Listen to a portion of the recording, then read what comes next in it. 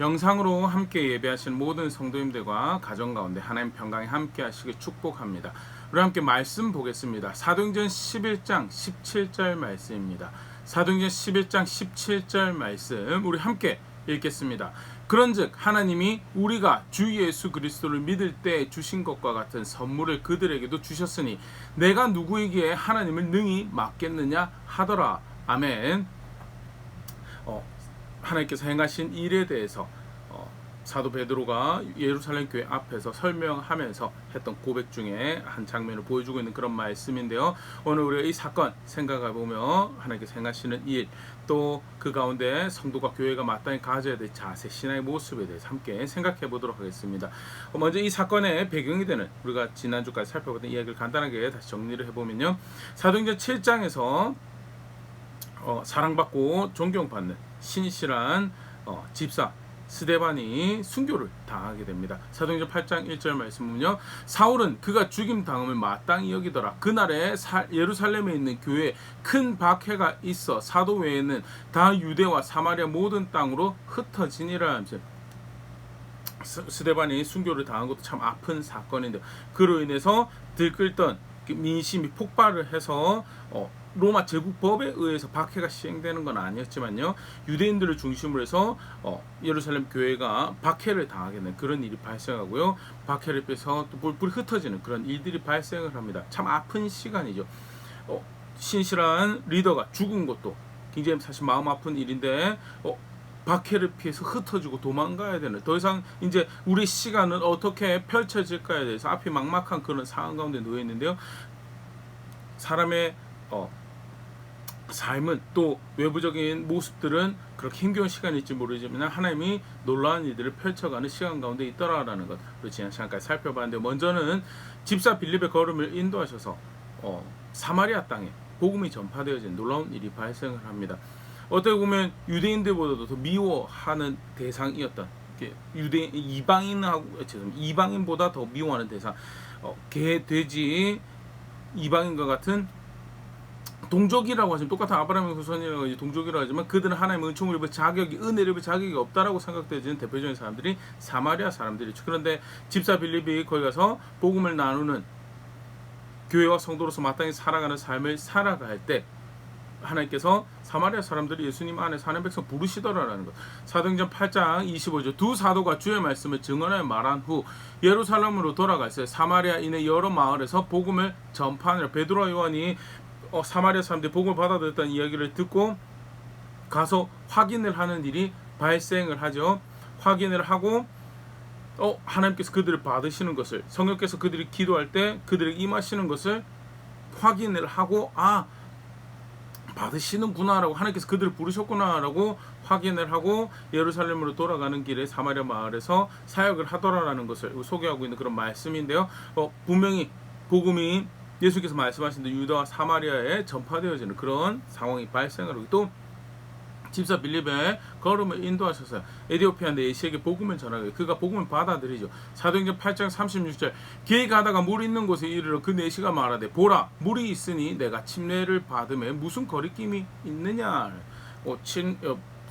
성령께서 빌립의 걸음을 인도하셔서 내시를 만나게 하셔서 내시가 읽고 있던 이사야의 말씀을 동행하면서 설명을 하게 되죠. 그 이사야 말씀 가운데 예수님을 전하게 되고 예수님을 믿게 되고 그가 침례를 받게 되는 그런 일이 발생을 하더라는, 물론 한 개인의 또 어떻게 보면 개인적인 사건이죠. 그럼에도 불구하고 사마리아도 복음이 전해, 이방인에도 복음이 전해졌는데 예수님 안에 하나님께서 하나님이 그들을 하나님 백성으로 부르시더라는 놀라운 일이 펼쳐지고요.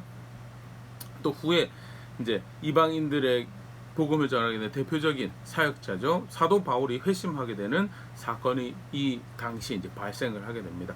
사도행전 9장에 기록이 되어 있는데요. 다메섹으로 가는 길에 부활하신 예수 그리스도를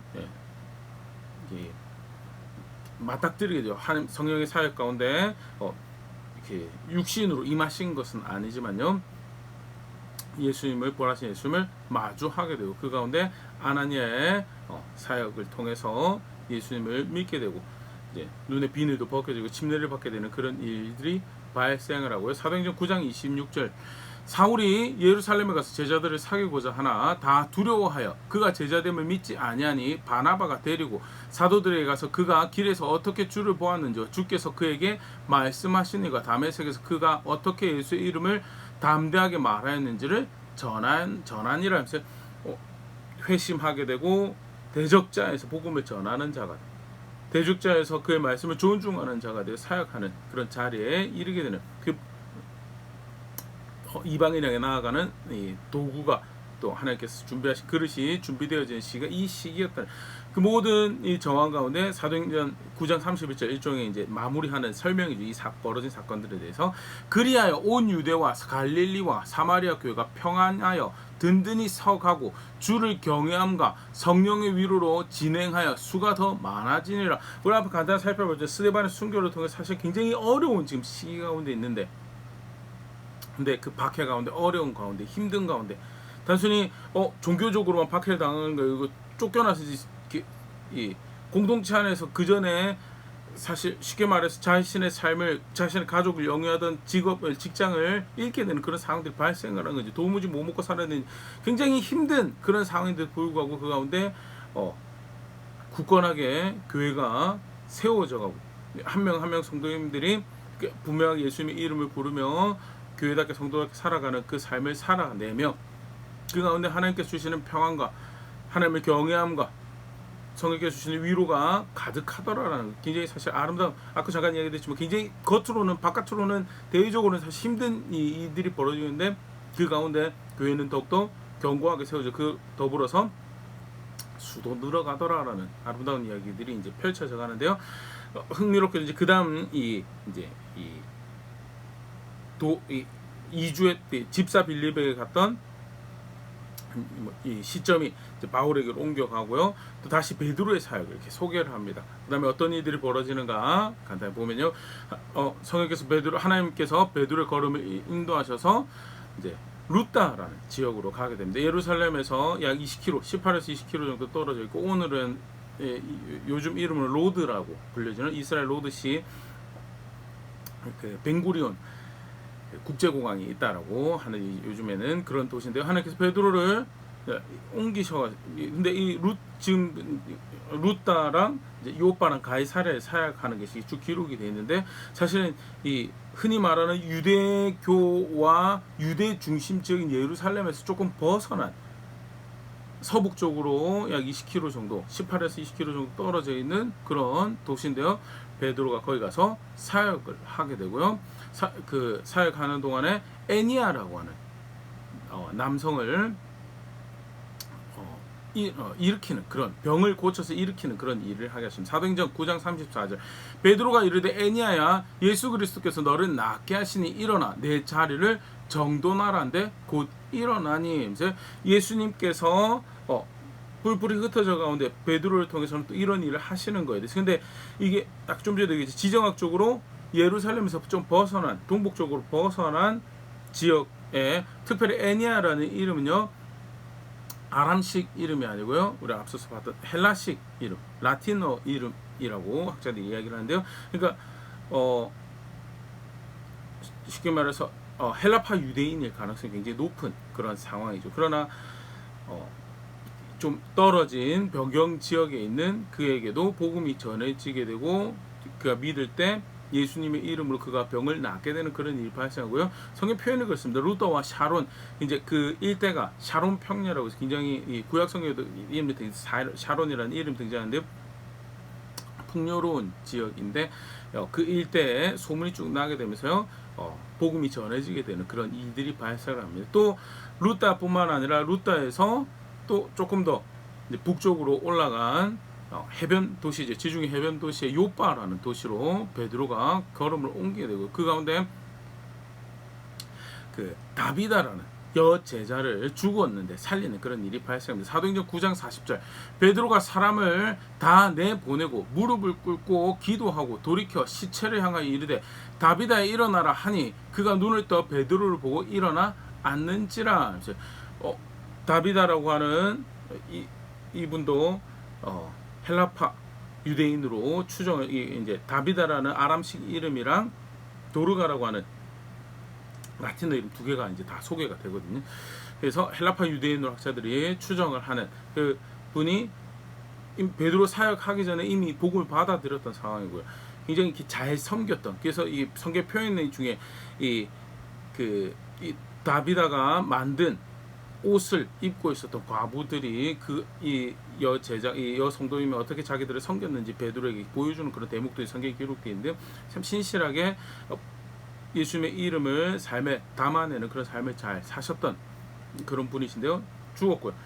그런데 베드로가 그를 살려내면서 또 그것으로 인해서 사도행전 9장 42절 온 요파 사람이 알고 많은 사람이 주를 믿더라 하면서, 앞에 루다에서 병자를 일으키고 자리를 정돈하라는 사건은 사실은 베데스다 연못에서 병자를 일으키고 자리를 들고 일어가라고 때 예수님의 사역을 사실 연상하게 만드는 그런 사건이고, 또 요바에서 다비다를 일으키는 도르가 일으킨 이 사건은 달리다굼 하면서 야이로의 딸을, 죽은 야이로의 딸을 일으켰던 그런 모습을 연상하게 하는 사건인데요. 베드로를 통해서 계속해서 예수의 증인이 되는 그런 삶을 살아가게 하시고, 교회를 통해서 하나님 예수님께서 그리스도가 되셔서 주가 되신 것을 나타내는 그 일을 하시더라는, 네, 사실 일종의 그 다음 사건에 대한 이 예고편과 같은 그런 이 사건들, 루다의 사건도 요바가 사건도요, 자체로도 훌륭하고 놀랍죠. 근데 아까도 얘기했던 것처럼 중심지 이 예루살렘에서 벗어난 지역들이고 헬라파 유대인들이 이제 그의 사역을 통해 복음을 받아들이게 되었다는 모습과 더불어서 또 뭐가 이제 설명이 되고 있냐면, 사도행전 9장 43절 베드로가 요파에 여러 날 있어 시몬이라는 무두장의 집에서 머무니라 하면서, 시몬이 무두장이라고 하는 이 표현이 사실 계속 등장합니다. 이 9장에도 등장하고 10장에 등장하고 11장에 또 등장하게 되는데요. 별거 아닌 것 같지만 사실 반복해서 기록되어 있다는 건 이게 뭔가를 이제 암시 보여주고 있다는 건데, 우리가 이 무두장이라는 게 가죽을 다루어서 신발을 만들고 가방을 만들고 하던 그 직업을 의미하는데요. 우리가 그냥 그런 사람 집에 있었던 모양이다, 그 직종을 하는 시몬이라는 사람이 있었고 베드로 그 집에 있었던 것보다 생각할 수 있는데, 유대인들 입장에서는 무두장이라고 하는 이 직업이 동물의 사체를 만져서 가죽을 벗기고 그것 가지고 공예를 하는 작업이기 때문에 부정한 직업으로 생각을 하고 별로 어울리기에 별로 좋지 않은 직업이라고 생각했다. 근데 베드로가 사실 그 집에 유숙했다라는 것은 그냥 아무 유대인 집에 가서 친하니까 지냈다라고 그렇게 보기는 힘들고요. 복음을 받아들였던 인물 중에 하나로 여겨지고요. 복음을 받아들인 유대인 중에 하나라면 그가 설령 무두장이더라 하더라도 베드로가 가서 유숙할 수 있도록, 자기들의 전통에 의하면 부정하고 좀 사기 껄끄러운, 교자 껄끄러운 그 집에 방문해서 거기서 먹고 유숙한다는 게 좀 껄끄럽게 여겨진 그런 대상이지만, 베드로가 사실은 이제 그 부분에서 그 전통에서 조금 이렇게 자유로워지고 있는 그런 정황을 사실 보여주고 있는, 그가 그 유숙했다는 표현 자체가 그런 정황에서 이제 누가 등장을 하느냐, 고넬료가 등장을 하게 됩니다. 사도행전 10장에 고넬료가 소개가 되면서요, 1장 1절의 말씀을 보면 백부장이라는, 백인데 100명의 병사들을 거느릴 수 있는데, 특별하게 그의 신분에 조금 더 설명해 이탈리아 군대의 백부장이라고 그렇게 소개가 됩니다. 그러니까 쉽게 말해서 본토에서 온, 본토 소속인, 지방에서 차출된 병력이 아니라 본토 출신의, 본토의 영향 거점을 두고 있는, 그 소속을 두고 있는 로마 군인이다. 쉽게 말해서 이렇게 이방인이라는 그런 이야기죠. 그런데 그 흥미롭게도 사도행전 10장 2절 보면 그가 경건하여 온 지방과 더불어 하나님을 경외하며 백성을 많이 구제하고 하나님께 항상 기도하더니 하면서, 이방인인데 나중에 보면 이제 무할례자의 집에 베드로가 고넬료 집에 간 것에 대해서, 무할례자의 집에서 교제한 거에 대해서 예루살렘 교회의 유대인들에게 반발을 사는 그런 일이었어요. 그러니까 유대교로 전향을 하지 않는 하나님을 경외하는 이방인이었고요. 더더군다나 그가 이제 기도를 하는 시간이 유대인들이 이제 기도하는 그 시간에 맞춰서 기도를 할 정도로 사실은 이제 유대 교회 유대 신의 여호와 하나님에 대해서 호의를 가지고 있던 그런 인물이었던. 저도 사실 개인적으로 제가 이 본문을 흥미롭게 봤던 대목이 온 집안과 더불어 하나님을 경외하였다. 온 집안을 더불어서 온 집안과 더불어 이렇게 쉽게 말해서 아이들에게도 첫 그 아내도 그렇지만 아이들에게도 하나님을 경외하는 것을 가르치고 실제 그 경외하는 삶을 살아가도록 지도하고 잘 다스렸다는 그런 표현이 되는 거.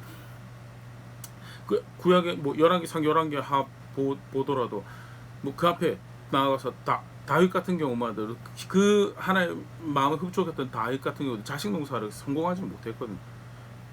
유대 여호와 하나님 섬긴다고 하면 마땅히 그 신앙의 한 모습으로 있어야 되는 자식 농사를 잘 지고 자기 집안을 잘 다스리고 몸 편처럼 온 집안과 더불어서 하나님을 경외하는 자리에 마땅한 모습인데도 불구하고 사실 본토 유대인들 모습에서도 물론 없지는 않았겠죠. 그런데 잘 쉽게 발견될 수 있는 모습은 아닌데 그만큼 사실은 고넬료가 신실하게 하나님을 향한 겸손한 자세를 가지고 있어 그 말씀에 따라서 그를 섬기고자 하는 그런 자세가 있었던 점. 그럼에도 불구하고 사실 이제 본인의 직업이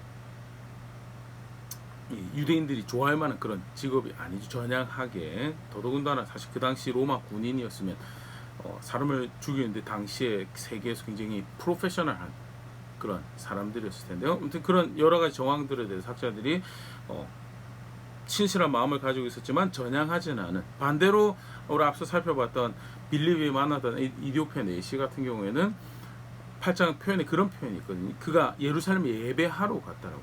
그러니까 이미 전향을 한 유대교로 전향을 했지만 이디오피아의 내시로 있었던 이게 이렇게 소위 이렇게 고넬료랑 좀 다른 케이스의 신실한 이방인으로 학자들이 그렇게 둘을 좀 구분해서 이해를 합니다. 아무튼 성경 분명히 보여주고 있는 것은 그가 하나님 앞에서 겸손하게 하나님을 존중하는 그런 자세를, 경외하는 그런 자세를 가지고 있었다라는 걸 보일 수 있고요.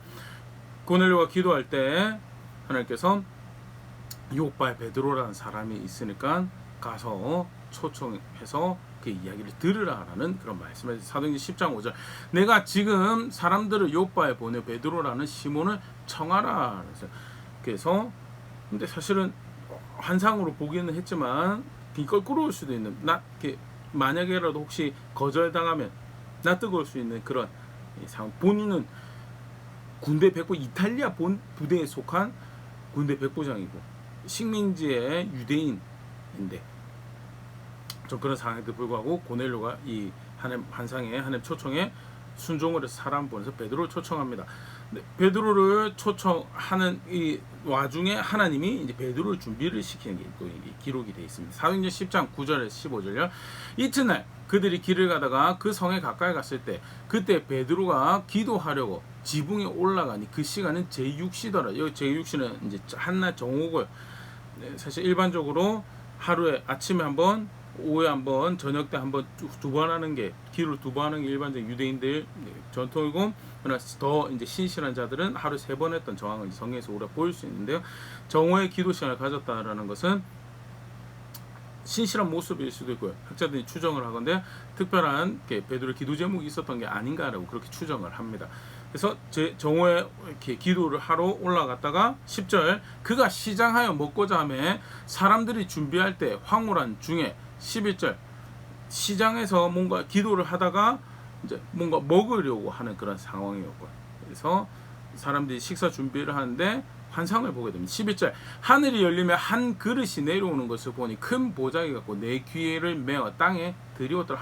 하늘에서부터 그릇이 내려오는데요. 12절 그 안에 땅에 있는 각종 네발 가진 짐승과 기는 것과 공중에 나는 것들이 있더라는 것을, 소위 말하는 유대 전통에서 부정하다라고, 그래서 먹으면 안 된다고 하는 식재료들이 있었던 정황을 이제 볼 수 있습니다. 13절 또 소리가 있으되 베드로야 일어나 잡아 먹으라 하거늘, 하늘부터 목소리시키면서 하나님께서 베드로를 이야기하시는 거죠. 먹으라.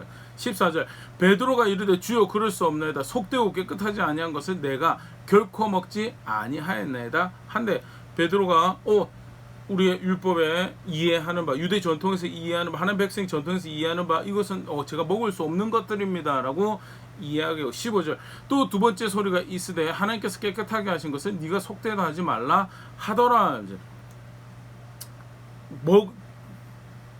그 하나님 백성이라고 일컬어지는 소위 이제 교회에서는 사도라고 일컬어지는 베드로에게 하나님께서 주신다고 하신 정결하게 쉽게 말해서 먹을 수 있다라고 주신 음식에 대해서 부정하다라고 한 거에 대해서 아니다라고 일종의 상징적인 모습인데 학자들이 이해할 때 사실 베드로의 반응에서도 우리가 볼 수 있는 것처럼 유대인하고 이방인하고 격렬하게 이제 다른 이 분명한 금과 선과 갭 둘 사이에 갭이 있었다는 정황을 심지어 사마리아에서 복음 사역을 하고 하는 그런 정황들 집사 빌립이 복음을 사역했던 것을 어떻게 전에 들었는지 전에 듣기 전인지는 잘 모르겠지만 분명한 것은 복음이 흩어진 정황에 대해서 이해를 하고 있었음에도 불구하고 유대인들하고 이방인들하고 사이에 분명한 갭이 있어요. 그 갭 중에 아주 대표적인 것이 음식이다. 지금도 사실 유대인들은 경건한 유대인들은 코셔 음식이라고 해서 자기들의 규정대로 전통대로 준비되어진 식재료를 가지고 먹는 게 코셔 음식이라고 그러죠. 코셔 음식만 사실 자기들이 먹을 수 있는 것으로 여기죠. 이 이슬람 비슷하게 해서 할랄 푸드 이제 몇 년 전 이슈가 좀 됐었던 건데요. 할랄 음식이 있고 유대인도 코셔 음식만 먹을 수 있다라고 생각을 해요. 굉장히 다르다라는 게 우리는 구별된 백성처럼 구별된 식재료 사용, 구별된 방식으로 준비한 구별된 식재료 사용, 구별되게 조리해서 먹는다라는 그런 이해가 있어. 그게 유대인들, 이방인들은요 그 구별된 방식을 따르지 않는 굉장히 극명하게 가장 대표적으로 다른 것 중에 하나가 이제 이 음식이라는 것이고요. 근데 그 음식에 대해서 하나님께서 좀 전에 보는 것처럼 환상 가운데 베드로에게 도전을 하시죠. 3번을 무려 이 똑같은 환상을 베드로 앞에서 펼쳐졌다라고 사도행전에 이렇게 기록을 하고 있는데요. 아까도 얘기했듯이 복음을 예루살렘 바깥으로 가져가는데 사마리아 가서 확인도 하고 지금 루다랑 요바에서까지 와가지고 사역을 하고 있음에도 불구하고 베드로의 나중 반응을 봐도요. 사실 베드로도 이 유대 전통, 이 유대 이방인에 대해서 부정하다라는 사마리아 비슷하게 과연 그들이 복음을 받아들일 수 있는 또 하나님께서 부두르셨는가 하는 그런 의구심을 가지고 있는 상태인 거에 대해서 사도행전 10장 28절 29절 보면 이르되 유대인으로서 이방인과 교제하며 가까이 하는 것이 위법인 줄 너희도 알거니와 하나님께서 내게 지시하사 아무도 속되다 하거나 깨끗하지 않다 하지 말라 하시기로 부름을 사양하지 아니하고 왔노라. 묻노니 무슨 일로 나를 불렀느냐. 고넬료의 이제 그 환상을 보고 난 다음에 고넬료가 보낸 사람들을 맞닥뜨리게 되고요.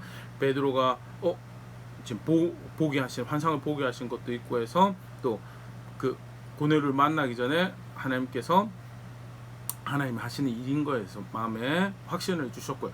그래서 그가 이제 고넬료 초청에 따라서 요바에서 가이사랴로 가게 되죠. 가서 하는 이야기가 지금 좀 전에 읽었던 이야기입니다.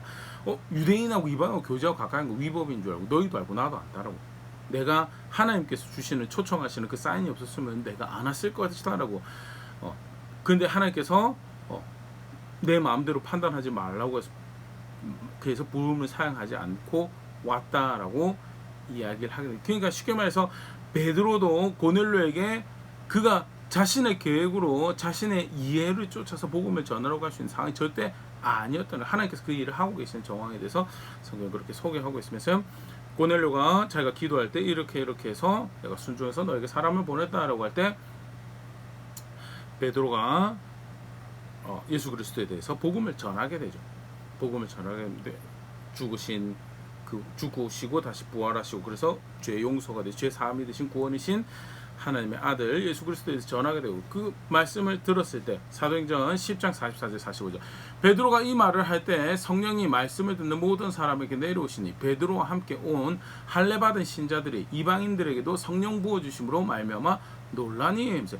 말씀을 들을 때 성령께서 그 자리에 말씀을 받는 이방인들에게 고넬료의 가족들에게 임하시더라는 심지어는 나중에 말씀 보면 방언까지 했다는 그런 정언까지 처음에 오순절날 자기들에게 예수 그리스도를 믿은 유대인들에게 성령께서 임하신 것처럼 말씀을 들을 때 임했다라는 것은 베드로 말씀을 선포해서 임했다라기보다는요, 그 말씀을 그들이 받아들인 거죠. 말씀이 전해질 때 겸손히 그 말씀을 아멘하고 받았고요. 그걸 그렇게 믿는 이방인, 이탈리아 부대에 속한 완전히 이방인이었던 고넬료와 그 가족들에게 성령께서 임하시도록, 쉽게 말해서 하나님 백성으로 받으신, 이방인 하나님 백성으로 받으신 그런 일이 있고, 베드로도 놀라고 함께 베드로와 동행했던 유대인들도, 할례 받은 신자들도 놀라더라라는 거예요. 하나님께서 고넬료를 받으시죠. 놀라는, 그리고 조금 더 머물면서 가르쳐 달라고 해서 베드로가 가이사랴에서 며칠 더 머물면서 그들과 함께했던 그 정황이 이제 성경에 소개됩니다. 베드로가 요바에 있었던 것까지는 그래 헬라파 유대인들이니까 이해하는데, 예루살렘 교회가 깜짝 놀란 거야. 이방인한테 찾아서 복음 전하고 그들과 함께 유숙하고 교제했다라는 이야기를 들었을 때, 유대인 공동체였죠. 예루살렘 교회가 어째 네가 그랬느냐라고 이야기가 나오거든요. 11장 2절 3절. 베드로가 예루살렘에 올라갔을 때 할례자들이 비난하여 이르되 내가 뭐 할례자 집에 들어가 함께 먹었다 하니. 그러니까 아까 잠깐 얘기했지만요, 베드로의 이해도 그렇고요, 예루살렘 교회 이해도, 정작 사실은 예수님 당시 이미 수로보니게 여인이, 예수님 찾았던 수로보니게 여인이 믿음으로 아이가 병에 났고, 또 그 백부장이, 자신의 종이, 또 다른 백부장이 그때 잘 나오죠. 백부장이 자기 종이 믿음으로 낳는 그런 일들을 경험을 했고요. 아이들에게도 복음이 전해주고, 또 나병 환자에게도 복음 전해, 그런 일들을 경험했고, 또 예수님께 승천하시기 전에 유다와 사마리아 땅끝까지 복음이 전해지는 것이 니들이 해야 되고 내가 계획하는 것이 그것이다라고 말씀하셨음에도 불구하고, 사실은 그들의 종교적인 이해에서 이방인들은 여전히 부정한 사람들이고, 이방인들을 함께하지 못할 사람들이고, 그런 이해가 있었던 정황을 보일 수 있고, 그러나 베드로가 우리가 앞에 지금 살펴본 이야기를 쭉 다시 해줍니다. 그러면서 했던 이야기가 오늘 우리가 요절 말씀으로 봤던 말씀이죠. 그런즉 하나님이 우리가 주 예수 그리스도를 믿을 때 주신 것과 같은 선물을 그들에게 주셨으니 내가 누구에게 하나님을 능히 맡겠느냐 하더라. 베드로도 자기의 한계를, 자기가 쉽게 생각하는 자기 박스를 벗어난 일이었고, 예루살렘 교회도 마치 그런 일이었죠. 근데 분명히 앞서서 사실 예수님께서 말씀하셨던 거였고, 우리 복음서에도 사실 그런 정황들을, 그런 이 전조들을 분명히 확인을 할 수가 있는 거예요. 더 나아가서 구약 성경을 보면 사실은 나중에 이제 예루살렘 회의 때도 확인이 되어지지만요, 하나님께서 본래 계획하셨던 바였죠. 그 이야기를 쭉 듣고 예루살렘 교회가 18절, 그들이 이 말을 듣고 잠잠하여 하나님께 영광을 돌려 이르되 그러면 하나님께서 이방인에게도 생명을 얻는 회개를 주셨도다 하니라. 하나님께서 그들을 지금 부르시고 계신가, 복음이 전했을 때 회개하고 돌아오는 그런 놀라운 일들을 예수 그리스도 안에서 백성으로 받으신 그 일들을 하시는구나라고, 사실 굉장히 흥미로운 것은, 사실은 어떻게 보면 굉장히 완고하고 강팍하게 보여지는, 베드로가 가서 사역을 하고 왔는데 거기에 대해서 비난하는 모습이 사실 그렇게도 보여줄 수 있었지만요, 베드로의 설명 앞에서 그들이 자기가 가지고 있는 이해들을 깨뜨리는, 자기가 가지고 있는 틀을, 신앙에 대한 틀을 깨뜨리는 그런 일들이 발생을 하고요. 참 감사한 일이죠. 하나님께서 주신 놀라운 일인데요. 사실 갈라디아 교회가 문제를 일으킨 유대인들이 나중에 더 나아가서 다른 교회 성도들 같은 경우에 보면 바울이 이야기를 해도 안 받아들이죠. 안 받아들이고 오히려 그릇된 복음을 전해서 교회를 타락시키고 왜곡하는, 그 말에 영향력이 있는 사람들 왜곡하는 그런 일들이 발생하는데요. 예루살렘 교회는, 당시 예루살렘 교회는 베드로의 사역 앞에서, 또 베드로의 이야기 앞에서 하나님께서 하시는 거구나라고 인정하고 받아들이는 그런 이해가, 이제 이 모습을 우리가 볼 수 있고요.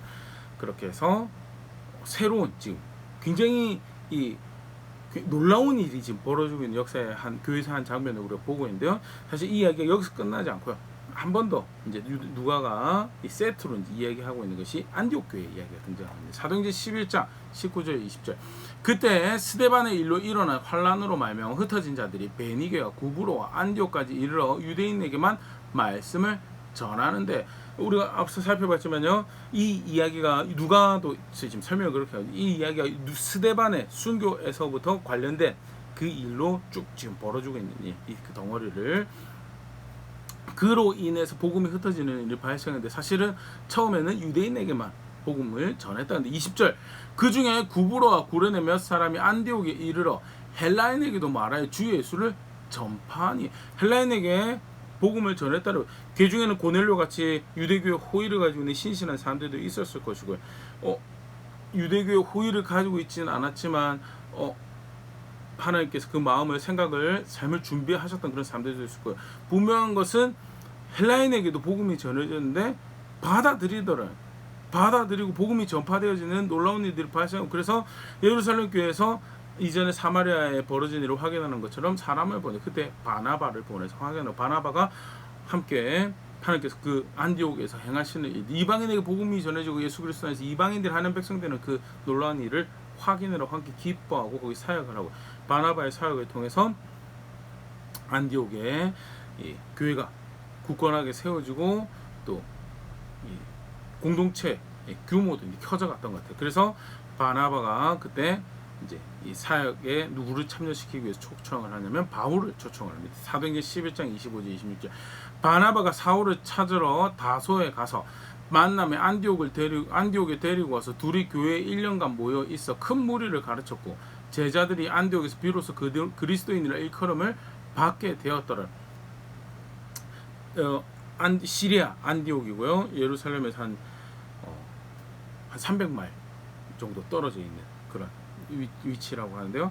거기서 조금 더 북쪽으로 가면 다소가, 이제 바울의 고향이죠. 다소가 있었고, 바나바가 바울을 초청을 해서 안디옥에서 함께 사역을, 바나바가 초청했다는 사실에서 이제 학자들이 추정컨대 비록 예루살렘에 이 바울을 죽이러 간 사람들을 피해서 다소로 올라간 거긴 하지만, 나중에 피신을 갔던 것이 아니고 거기서도 회심한 예수 그리스도의 사람으로 그가 존중하는 주가 예수님이 의도하신 그런 삶을 신실하게 살아내고 있었던 것이 바나바를 통해서 확인되고, 그래서 바나바가 사울을 사역에 참여시키는 그런 정황으로 학자들이 이해를 하고, 큰 교회사 그림 안에서 보면 사실 이제 이 안디옥 교회 파송을 통해서 바나바와 바울이 전도행, 소위 이제 바울의 전도 여행이, 바울의 이야기가 이제 펼쳐지게 되는 그 선교의 전초 기지가 이제 마련되어지는 그 이야기가 이제 발생을 하게 되고, 그리고 그 이 전초 기지뿐만 아니라 그 메인 사역을 감당했던 이 인물이 이제 안디옥에 이제 와서 자리를 잡게 되는 그런 이야기까지 이제 소개가 되면서요. 굉장히 사실 놀라운 일이죠. 그 앞서서 사역들 보면 빌립의 사역 같은 경우도 물론 사도는 아니었지만 리더에 의한 사역이었고요. 베드로의 사역도, 그 요한의 사역도 보면 소위 말하는 리더에 의한, 우리로 치면 이제 흔히 말하는 교육자들에 의한 사역이었다고 치면요, 안디옥에서 복음이 전해진 것은 그냥 일반 성도님들 가서 그냥 흩어진 자기 삶의 자리에서 구브로이니 구레네이니 안디옥에 방문을 했을 때 거기서 복음을 헬라인에게 전하게 되는 관계 가운데 전하게 되어지는 그런 상황 가운데 펼쳐진 놀라운 일들, 하나님께서 그 일을 행해 가시더라는, 또 그 일에 성도님들 아름답게 사용되어진 그런 정황들도 볼 수 있고요. 더불어서 안디옥에 세워진 교회가, 예루살렘은 우리 지금 살펴보지만 유대인을 중심으로 유대인 문화에 충실한 그런 교회였다면요, 안디옥은 사실 헬라인 또 그들과 함께하는 공동체, 오히려 이방인들의 비율이 좀 높았을 것이다라고 학자들이 추정을 하는데요. 그런데 그 다음에 어떤 기록이 있냐면, 예루살렘에 큰 기근이 닥쳤을 때 안디옥에서 그들을 위해서 헌금하기로 작정하고 후원을, 구제를 하는 그런 모습이 기록이 되어 있습니다. 사도행전 11장 29절 30절. 제자들이 각각 그 힘대로 유대에 사는 형제들에게 부조를 보내기로 작정하고 이를 실행하여 바나바와 사울의 손으로 장로들에게 보내니라. 학자들에 의하면 예루살렘보다도 사실 이 안디옥이 그 당시 지금 이 사건이 발생하고 있는 당시에 훨씬 큰 도시라고 합니다. 이 교역로 중간에 있어서요, 육지로, 물론 예루살렘도 그 교역로 중심에 있는 길이긴 하지만요, 바닷길이랑 내륙으로 하는 예루살렘으로 이 아프리카에서 이집트에서 바다를 거치지 않고 쭉 교역로로 갈 때 반드시 지나갈 수 없는 길목에 있는 도시가 사실 이 시리아 안디옥, 그렇기 때문에 굉장히 큰 로마 도시 중에 하나였다라고. 그러니까 자연스럽게 경제적으로도 조금 이 예루살렘의 성도들보다 조금 더 많은 것을 누리고 있지 않았을까 이렇게 추측할 수 있는데, 그런 정황이면 사실은 바나바나 바울 같은 위대한 선생들도 있지, 그런 규모들도 있지. 그러면 사실은 우리가 안디옥 교회입니다라고 그렇게 가고, 이참에 예루살렘 교회는 교세도 허물어지고 기근으로 교세도 박해로 뿔뿔 흩어진 데다가 기근까지 덮쳐가지고 굉장히 힘든 가운데 우리가 안디옥 공동체입니다라고, 우리가 위대한 큰 안디옥 공동체입니다라고 할 수 있는 그런 충분한 이 조건을 완성했음에도 불구하고 예루살렘 교회랑 한 몸이고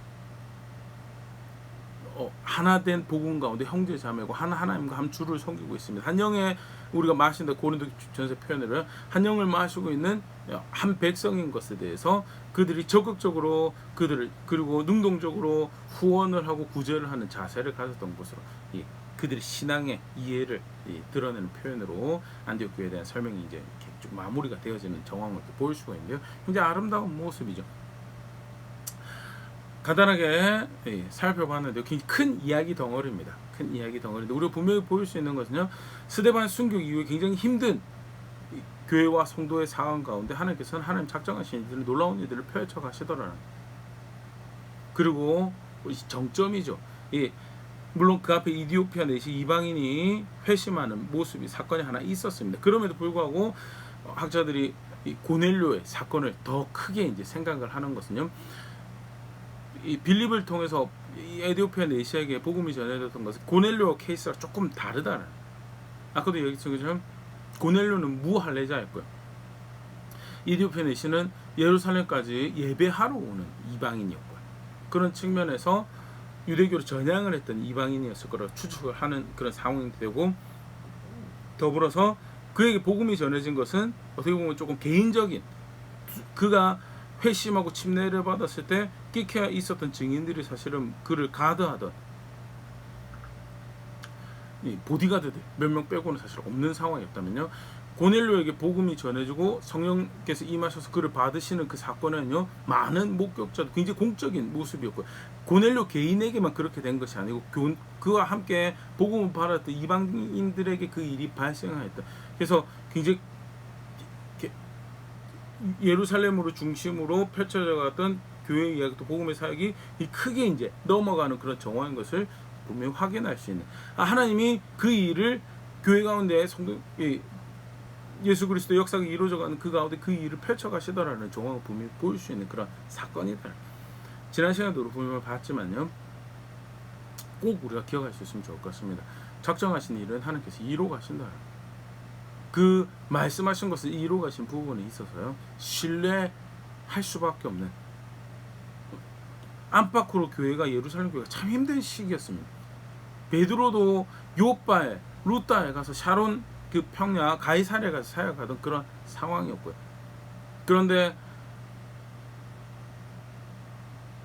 쫓겨가거나 도망가거나 하는 그런 상황이 사실은 하나님께서 보내신 자리였고, 작정하신 것은 사마리아, 유대와 사마리아 땅끝까지 복음을 전하겠다고 하신 하나님 그 작정을 이루어가시는 그런, 이사야 46장 10절 말씀 보면요, 내가 시초부터 종말을 알리며 아직 이루지 아니한 것을 예적부터 보이고 이르기를 나의 뜻이 설 것이니 내가 나의 모든 기뻐하는 것을 이루리라 하였노라 하면서 시작할 때 끝을 알리실 수 있는 하나님이 오늘 우리가 말씀 가운데서 다시 확인하는 그 하나님이고요, 이루지 아니하는 일을 예적부터 보고 알리시면서 그리고 내가 반드시 그 일을 이루실 거다고 이루실 수 있는 하나님이 오늘 우리가 함께 말씀 가운데 다시 교회 역사 가운데 펼쳐지는, 우리가 섬기고 오늘 우리가 믿고 있고 오늘 우리가 따르고 있는 그 하나님이시더라.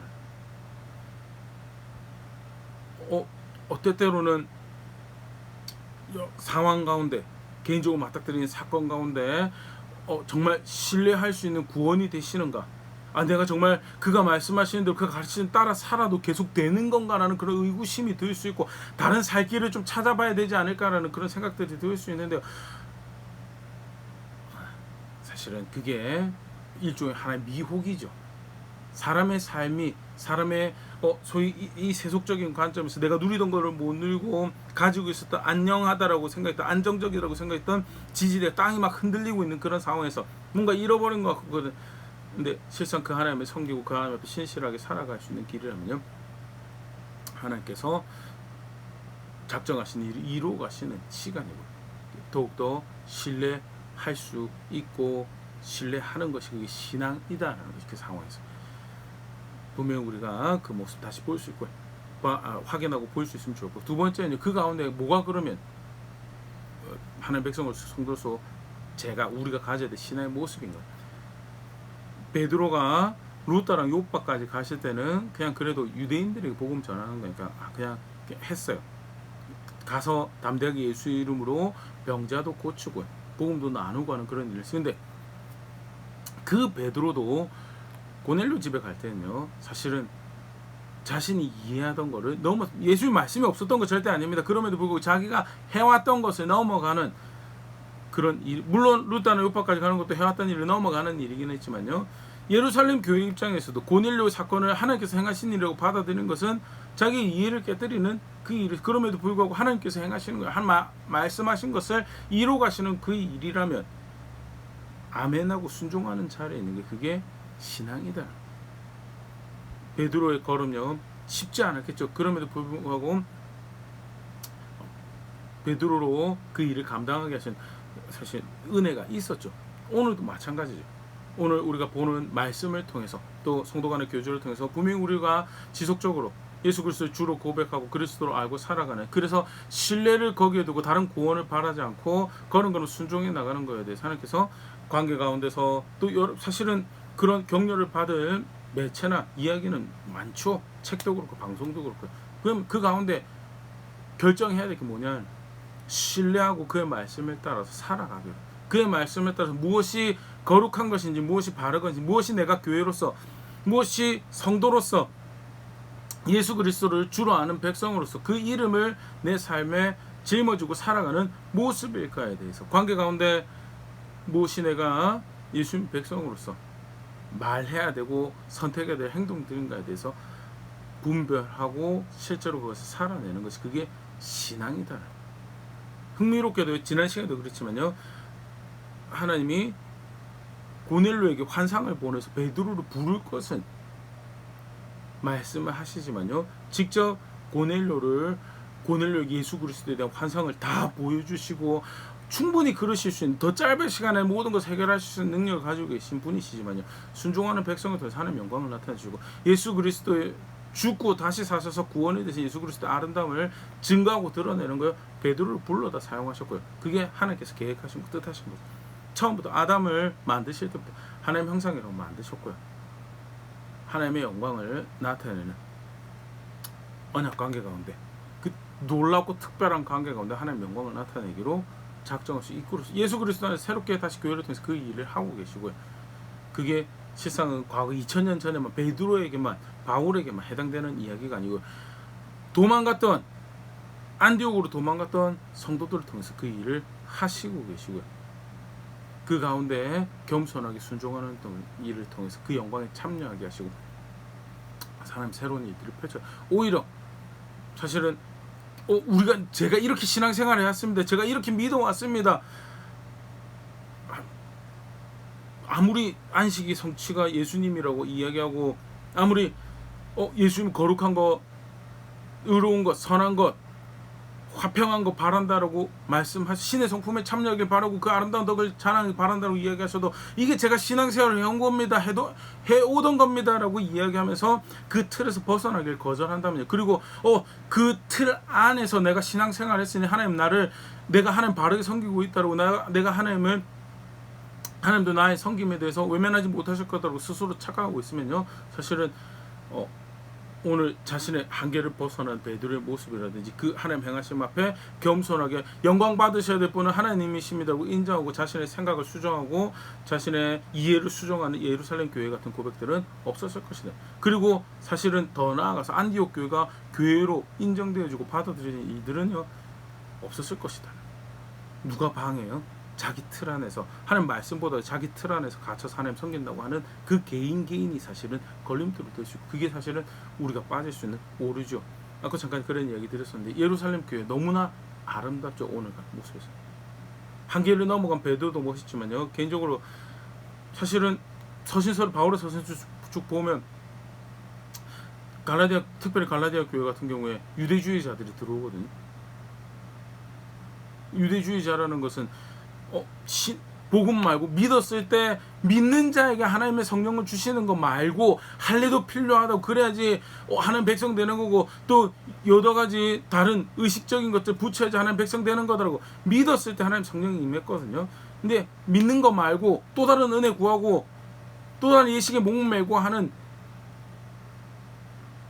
그거를 이제 쉽게 말해서 회개 못한 이들로 전향하지 생각이 마음이 지식이 전향하지 못하는 이들이 있었던 정황에서 오늘 사실은 예루살렘 교회가 베드로 이야기 앞에서 베드로를 통해서 하나님께서 행하신 일들 앞에서 자신의 생각을 수정하고 영광 받으실 분이 하나님이시고 이방인들에게도 회개하는 믿음을 주시는구나라는 예수 그리스도 안에서 그들을 하나님 백성 받으시구나라고 수정했던 이 사건이 그게 사실은 놀라운 일. 그게 사실은 우리가 가져야 되는 신앙의 모습이죠.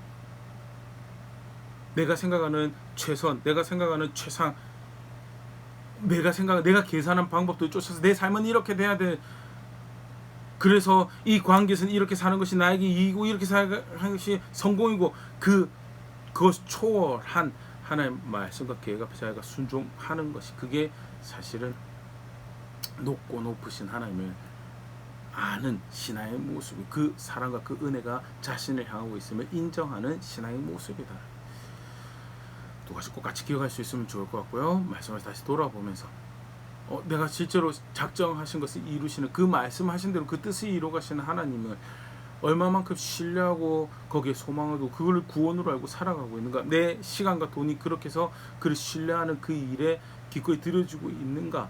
다시 한번 점검해 볼 수 있습니다. 무엇에 실망하고 좌절하고 낙심하고 그래서 신앙을 그 예수 그리스도의 다른 삶을 영원한 나라를 향한 여정을 이렇게 박제화시킨 그 교회 안에서만 벌어지는 신앙생활이고 삶에서는 아무런 영양가도 없는 그런 이야기처럼 만들어보는 혹시 그런 것들이 있는가 다시 한번 점검해 볼 수 있으면 좋고 나아가서 실제로 순종하는 것이 말씀에 가르치신 대로 인도 받아서 그런 거는 순종해 나가는 것이 신앙이다라고. 근데 난 도대체 무엇을 순종하겠어요? 애쓰고 노력하고 있고 또 순종해야 되는 것이기 때문에 나는 무엇을 내 정형화되어 있는 익숙해져 있는 습관들을 깨뜨리고 전통들을 깨뜨려가고 있는가 그런 모습도 점검해 볼 수 있으면 좋을 것 같고